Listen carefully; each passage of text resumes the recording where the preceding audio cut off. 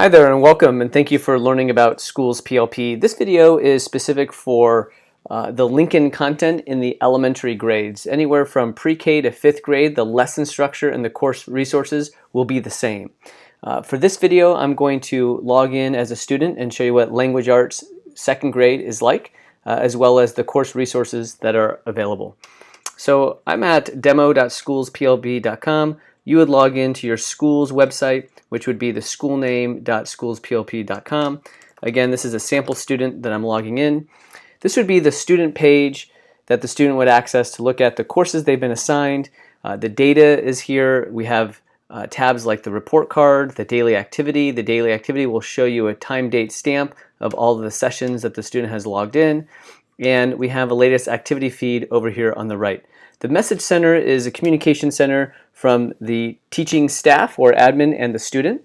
When the student receives a message, the student will have to respond or acknowledge the message before they're able to continue working, meaning they will not be able to move on until they acknowledge that message. So let me scroll down here and click on Language Arts 2 as the example. I'm going to click on this, work on this course, or I can click on the subject line, English Language Arts 2. It's going to bring me to the scope and sequence of what's assigned in that course. And then my next assignment is here, Reading Baseline Fluency, Assess It. Again, if I clicked on Work on this course, it would take me to the same place. And so you could see Hard Work and Determination is the first unit for 2nd grade English Language Arts, and it brings me to this assessment, Reading Baseline Fluency, and there's a few assessments that are listed here. The non-sent word baseline fluency, and then we have some lessons here. I'm going to collapse lesson 1, and we're actually going to start in lesson 2 as an example. Before I do that, every course starts with a welcome video.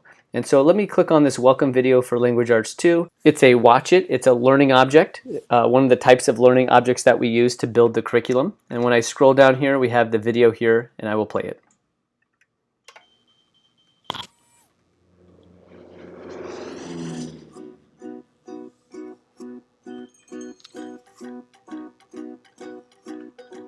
Hello, I'm Madison, and I never leave home without a book or my journal. That's because I love to get lost in reading or writing stories. Do you? I'd like to welcome you to English Language Arts 2. You get the idea. It's a 2-minute and 14-second video welcoming the student to English Language Arts 2. Again, it's the same idea for all subjects and grades for pre-K through 5th grade. I'm now going to expand lesson 2 on the right side, and we have a teacher guide here, and we have these other learning objects: teach it, read it, watch it, and so forth. This teacher guide, when I click on that, I actually have it opened up over here. It's going to bring me to this PDF. It's a 386-page document. It is fantastic to give you all of the information that you would like to know for the entire subject and grade level for that course. So as I scroll through, it's going to give you an introduction of the course. It's going to talk about how the lessons are broken up into activate, engage, and demonstrate. The course at a glance, the expectations for the year. I'm not going to, of course, scroll down through the entire document, but I do want to point out a couple things. Understanding how people learn, we assess prior knowledge, talks about guided reading, and also talks about the art of questioning, so you as parents can think about how you can engage and ask questions to assist in the students' learning. Here are the learning objects, and so that watch it that I talked about with that video is just one of the learning objects that we use in teaching the skills. So there's other videos that we use, not just the welcome videos, but we label them a watch it. We have read it's and practice it's and play it's and show it's and so forth. Assess it, reinforce it, extend it, apply it. And I'm going to show you some examples of that in the curriculum. Again, this is a fantastic document that you have access to, and as I scroll down, I'll show you one more example page. We break it down each day into a lesson. So there is a lesson for every day. The idea is that it would cover a 50-minute class period. We have the learning objectives here and the materials. Okay, so what about these materials? We also have a supply list for each course, and it's not required at all, meaning the student can work in the curriculum 100% without any additional materials. However, if you would like additional materials, there's a supply kit, there's a course kit. It just allows the student to work offline, more kinesthetic opportunities to just learn the same material that they're learning on the computer. And so that's what's called a supply list in the teacher resources. So again, every day there's a lesson. This lesson has an engage and demonstrate throughout of different topics. And then you would scroll down, they would complete all of those items in that 50-minute period. And then here's lesson 2 on short vowels, decoding one-syllable words. And that's what we're going to talk about today. So let me switch back over to the student's login. And we just went through the teacher guide. You know, there's one more course resource I want to point out. It's the Guide to Social and Emotional Learning. When I click on that, it's going to open up this document here. This document is the same for grades K through 2. It doesn't matter what subject, but it's the same document for K through 2. It's an 87-page document, and it's focused on social and emotional development and how our content incorporates SEL, that's the acronym for Social and Emotional Learning, into the curriculum. It's really important for teachers and parents to acknowledge the SEL components and use some of the cues and tips to engage with the student. Our curriculum actually uses SEL characteristics within the curriculum and provides links within the content to bring you directly to the page that it's talking about so that you can even further assist with your child. So let's collapse the course resources, and we're going to look at lesson 2, and we're going to start with the Teach It. The Teach It learning object is really a video of a teacher explaining what's expected of the student for the next learning object, which is a Read It. And so let me just start with a few seconds of this video.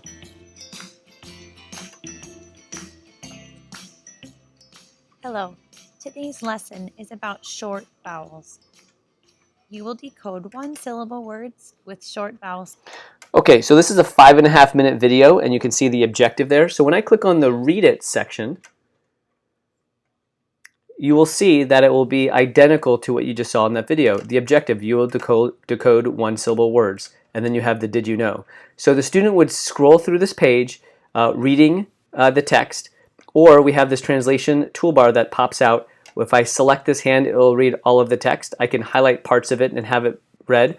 I can select the globe and have the text, sentences, or words translated into different languages. And so let's say I highlight this and I select the globe. It's going to read it in the language that was selected. Son parte de cada palabra en el idioma inglés. I can select on the settings icon here to the right and change the translations to any one of these languages. But I have other tools here. I have a dictionary that if I'm not sure what the word is in the native language, I can select it.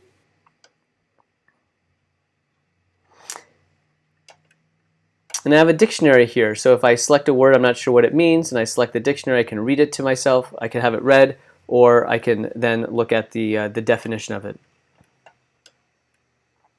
And then I have a dictionary here. So if I'm not sure the meaning of a word, I could select the word and select the dictionary, and I have access to the dictionary. We also have this notes tool here. I can add notes throughout. So here's a note that was added. We can type some notes here. We can highlight. Let me unselect the notes icon. I can highlight different text, and you can see that has already been done. Then I can bring together my highlights over here in one area, easy viewing. So again, the Teach It learning object already talked through what the student should do on this page, and the Read It is this page, and the student would scroll through and engage with the interactive learning objects of what's expected on this page.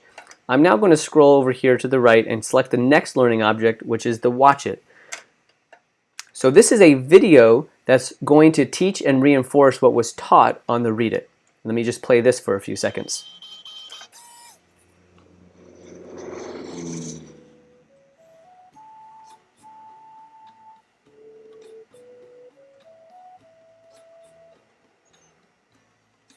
The English alphabet has 5 vowels: A, E, I, O, and U.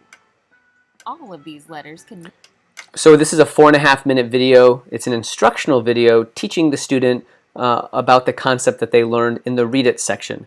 And then this particular lesson has a game. Not every lesson has a game, but this lesson has a game. It's a Play It, Antigua's Maze Escape.